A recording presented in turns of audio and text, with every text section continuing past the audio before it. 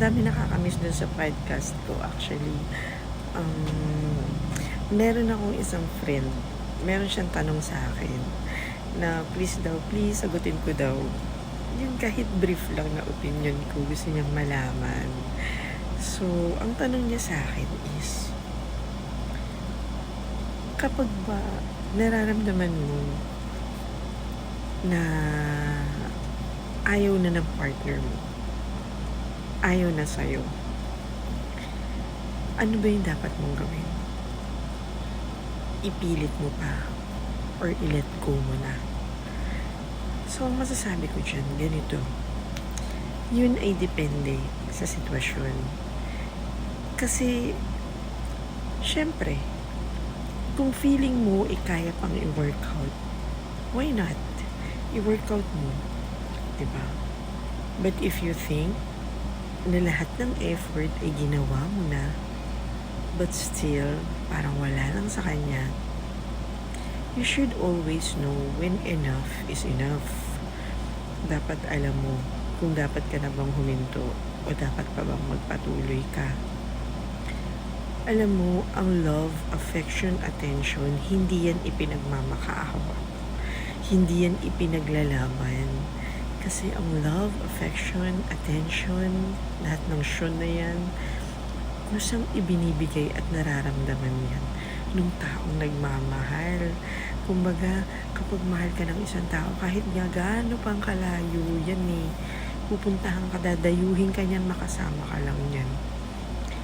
But, kahit nasa malapit lang, kahit isang tumbling lang, nasa iyo na, pero wala na siyang affection sa'yo, wala na siyang love sa'yo, asahan mo, hindi na yan mag-e-effort para makausap o makasama ka. Iiwas na yan.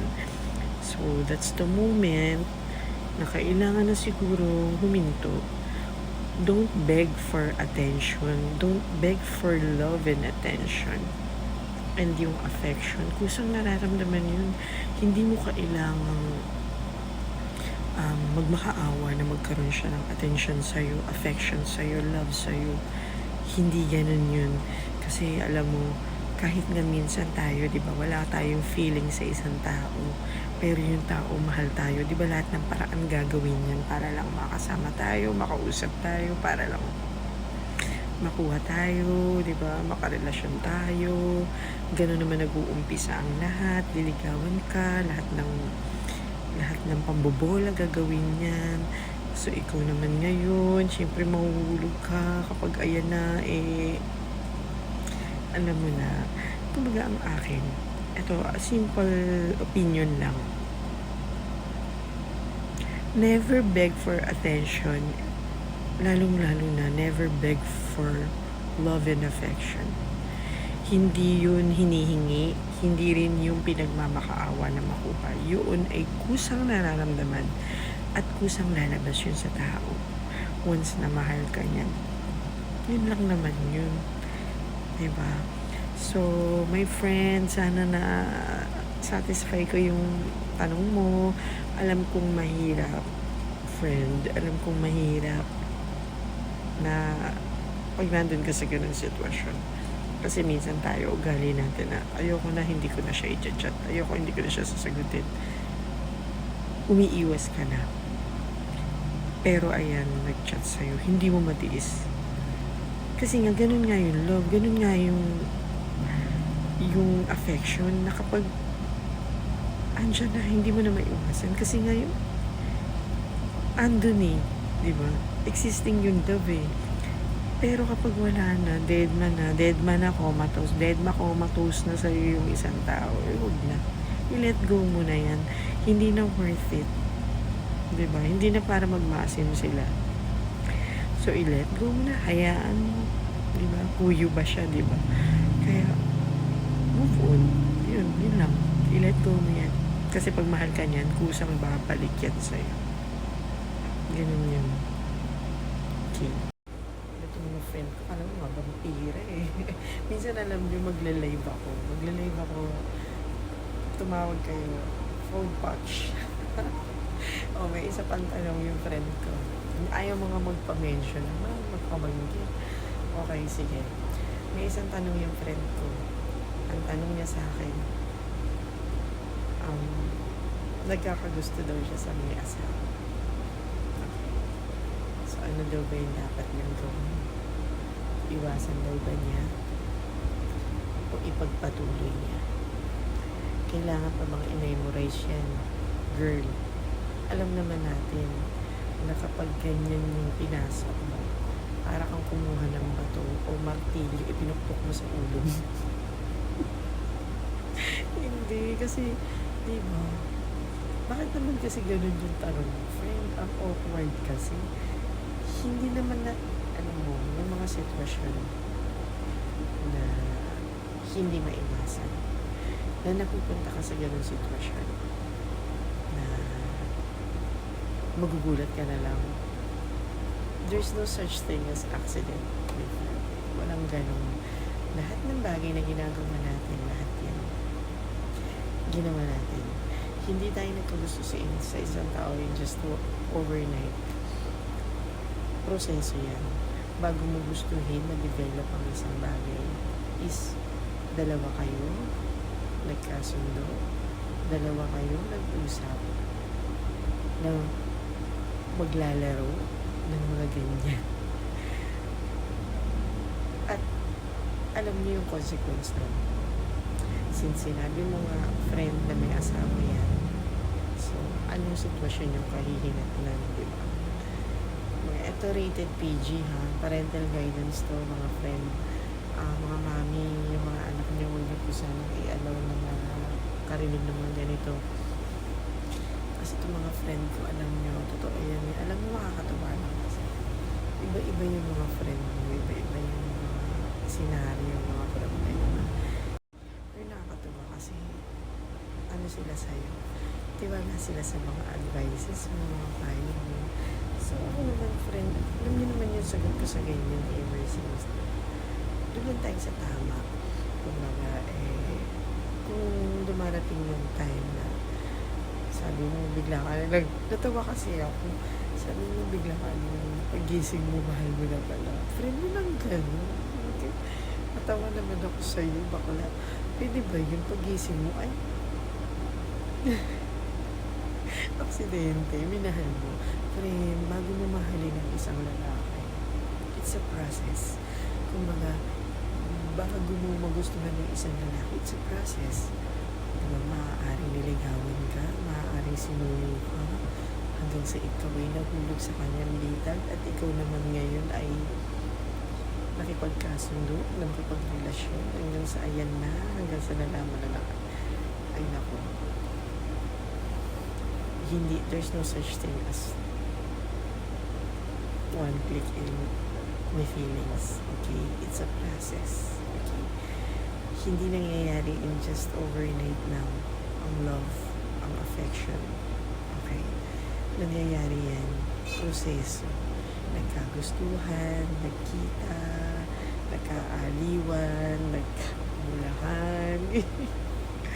Ganun yun.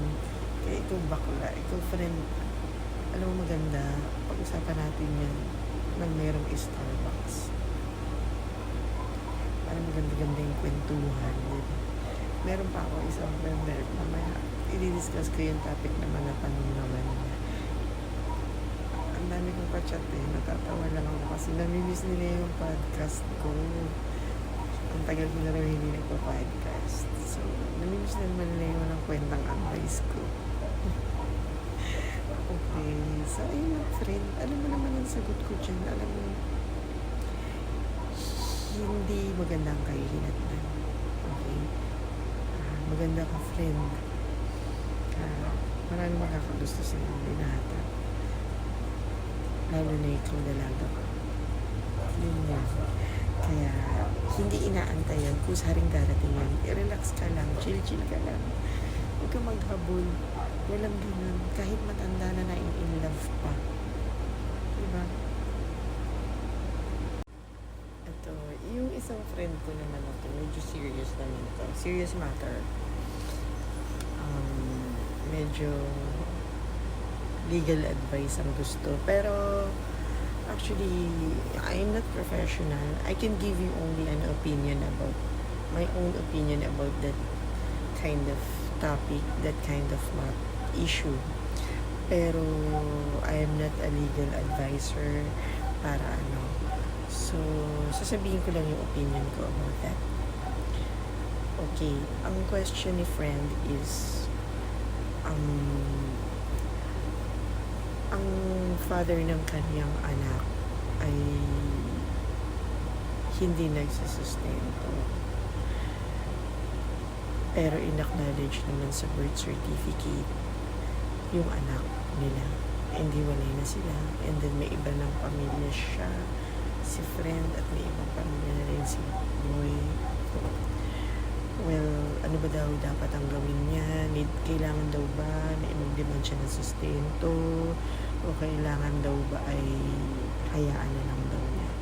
Well, alam mo, friend, yan palang tanong mo yan eh. Ibig sabihin, possible na hindi ka na humingi ng sustento.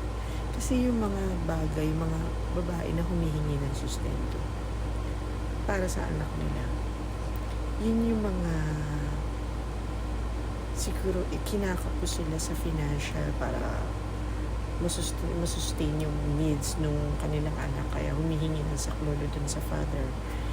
But in my situation kasi, hindi ako humihingi ng any support dun sa sorry ha, very medyo confidential itong topic, pero kasi hindi naman ako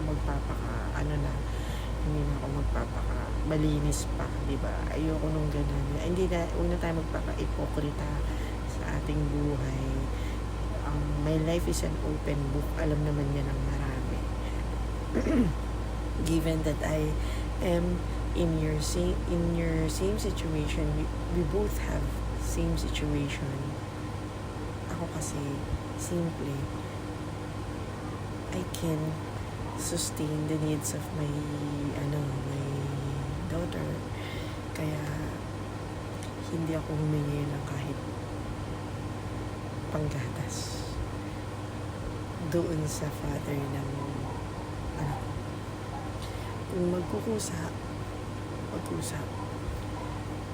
Pero, hindi ko rin naman binablock kung ano yung bagay na related dun sa kanya. Kumbaga, ang akin lang, kung tatanungin ako ay humihingi ba ako na? No, definitely no. Kaya lang, may instances na nagbibigay. So, wala naman sigurong problema. Hindi ko kasi tinuturuan yung anak ko na lokohin siya o lokohin yung anak ko na yung tatay mo ganyan, ganyan. Ayoko nun. That's bad eh. Huwag natin bigyan ng kahit anong bagay na negatibo ang isip ng mga anak natin. Kumbaga, hayaan lang natin na ganun. Kung may tanong siya, sagutin lang natin. And then, pag dumating yung time na pwede natin siya makausap ng heart to heart, ipaliwanag pa rin natin sa kanila yung sitwasyon. But for now, na nakikita mo naman na okay naman yung sitwasyon at napoprovide mo naman by yourself yung needs niya, hindi na kailangan pa na humingi ng saklolo dun sa tatay. But it's up to you kung gusto mo naman kasi na ilagay sa tama, kasi yun naman din yung tama. In a legal matter, mas tama na nagsusustento talaga yung tatay dun sa anak. Pero hindi naman kasi lahat kaya natin puwersahin na magbigay. So ako kasi ayoko nung hihingin ko pagkatapos.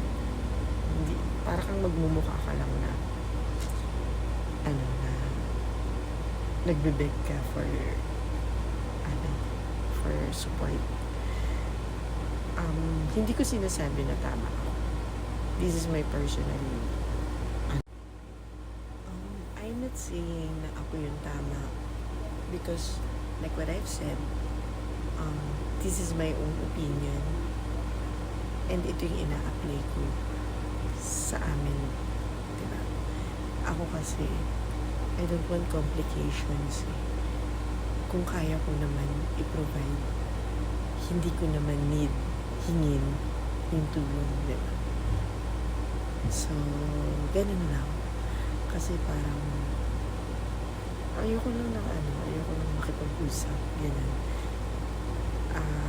Ayoko makipag-usap para sabihin yung needs ng kung tatay ka, mag-usap ka. And ako naman kung gusto mo naman na tumulong o hindi ko tatanggihan, di ba? Pero sasabihin mo, ako yung magsisimula, ako yung hihingi. No. I can provide for my kids. Especially nandyan yung parents ko. Di ba? Ayun lang. At isa pa, ayoko na nakikipag-usap sa mga na yun. Ayun naman, friends, sa sitwasyon mo kasi, friends, na nakikita mo, parang sabi mo sa akin, yung hindi anak is nasusustentuhan kasi may kinakasama siya. So, merong girlfriend na yung ex mo na merong anak. So, parang ang napoprovide pa ang needs yung hindi naman niya sariling kadugo. It happens. Madalas, actually. Yung sariling anak na hindi nasusustentuhan, pero yung girlfriend na may anak, yun yung nasusustentuhan. Siya magdadala nun. Konsensya mo na yun na hindi mo kadugo nasusustentuhan mo, pero yung kadugo mo hindi mo nasusustentuhan, ikaw magdadala nun. Kung mahimbing ang tulog na sa ganung sitwasyon, it's up to you. Basta't ako mahimbing ang tulog ko kasi ako napoprovide ko yung needs ng anak ko. Nairarahos ko yung needs ng anak ko, magandang buhay ng anak ko. That's it. Ngayon, kung magkasalubong man tayo, wala akong kailangang i-explain, wala akong kailangan tayo dapat pag-usapan. Hindi ko kailangan na mag-beg ng support kasi kaya kong buhayin. Sa sitwasyon naman ninyo, it's up to you pa rin, my friend, kung gusto mo pa ba na magkaroon kayo ng communication for your son, di ba? Kasi ayoko na ng communication between me and the ex. Pero yung communication naman ng daughter ko to her father is there's nothing problem. Kumbaga, wala namang problema doon sa akin ako. Kumbaga kasi tatay yun hindi mo naman din maaalis yun. At saka isa pa, ayoko naman may question mark sa utak ng anak ko na ganun. Kumbaga sa akin, kaya swerte nung anyways, ayun na naman, friend. Still, it's your decision. Pero kung sabi mo nga, nag-try ka na mag-ask, and then nagsabi siya magbibigay, and then pina-follow up mo, pinaasa ka, well, kung gusto mong mag-demand ng sustento, pwede mong yan in a legal matter, kumbaga. Kasi may mga naman may mga ganun, may mga nagbibigay naman ng legal na proseso about dyan dun sa pagsustento. Actually, ang pagsusustento ng isang tatay sa anak is may percentage yan sa sahod ng tatay. Kung sumasahod si tatay ng 15,000, may porsyento dun yung mga anak. Yun yung legal matter na yan. It's up to you kung ilalaban or hindi. Ako kasi, I choose not to because ayoko na lang ng complications. That's it. Yun naman, my friend, so it's still your decision.